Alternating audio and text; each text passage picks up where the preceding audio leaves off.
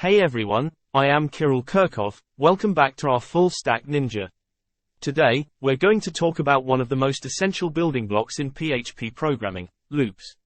Loops are structures in PHP that allow us to repeat a section of code a specific number of times or until a certain condition is met. They're a great way to automate repetitive tasks and make our code more efficient. There are four main types of loops in PHP: for, while, do while, and foreach. Let's start with the for loop. A for loop is used to execute a set of statements repeatedly for a specific number of times. Here's the syntax for a for loop. Here, we have the initialization, the condition, and the increment, decrement.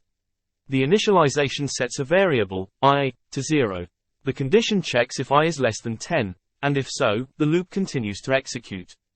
The increment increases I by 1 each time the loop runs. Next up is the while loop. A while loop is used to execute a set of statements repeatedly as long as a specified condition is true.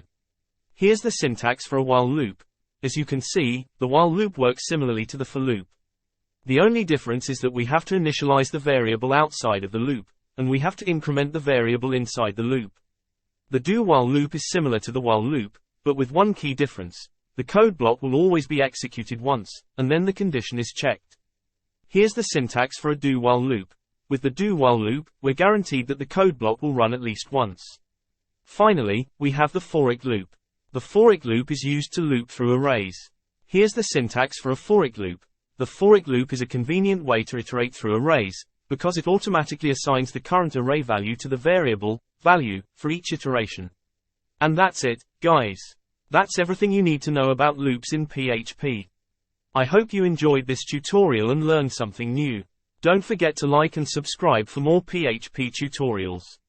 And as always, if you have any questions, leave them in the comments below.